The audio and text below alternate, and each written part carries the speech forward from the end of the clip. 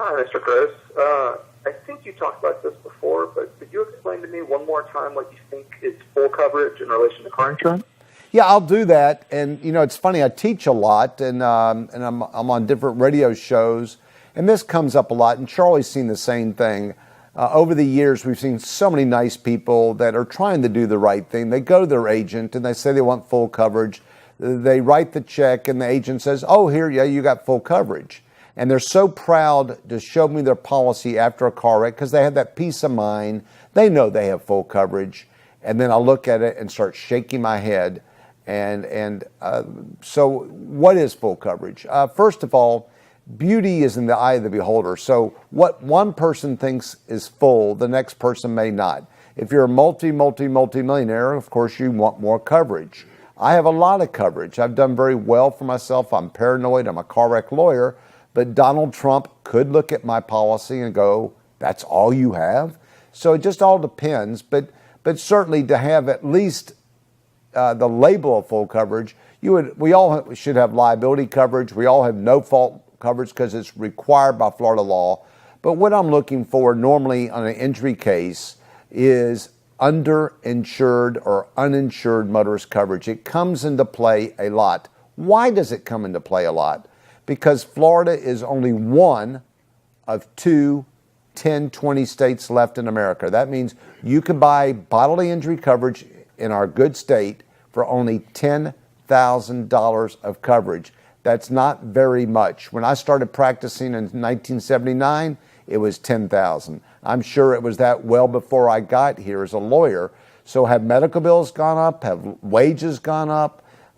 Everything has had appreciation and inflation, but yet we're sitting on a $10,000 bodily injury limit.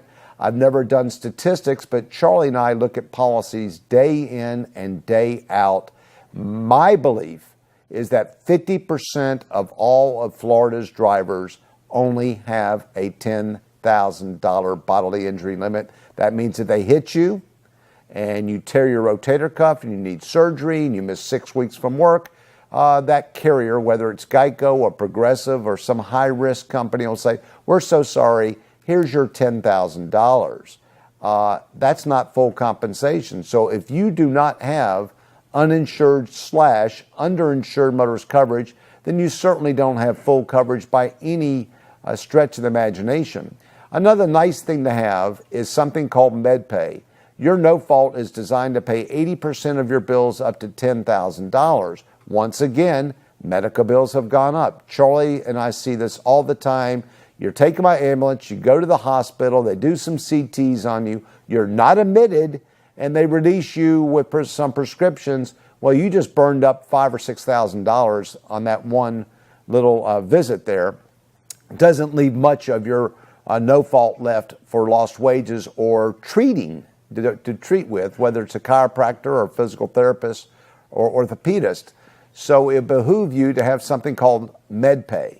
And MedPay is just icing on the cake. It'll pick up the 20% not paid by PIP, and it will extend beyond the $10,000. And it's much better than your health insurance because your health insurance usually comes with a lot of deductibles, and you have all these rules about gatekeepers, and they won't pay this and they won't pay that. So it's sort of like extended no fault. It's very cheap in this day and age. You could add $10,000 MedPay to your policy for pennies. So really, you ought to do it, and that would be my definition of it.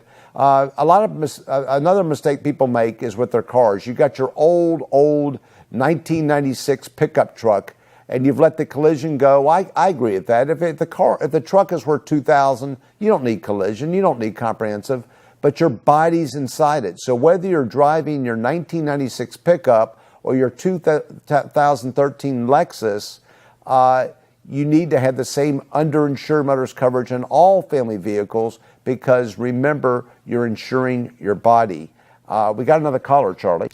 Well, Terry, before we leave this issue, there's something else that I'd like to talk about. We have had occasions where we've invited people to come down to our office to give us an opportunity to review their insurance policy and let them know what kind of coverage they actually have and give them our recommendations on things that they may need to add to their policy and some things that they may be able to live without. I believe that you have set it up in the past at Law Day.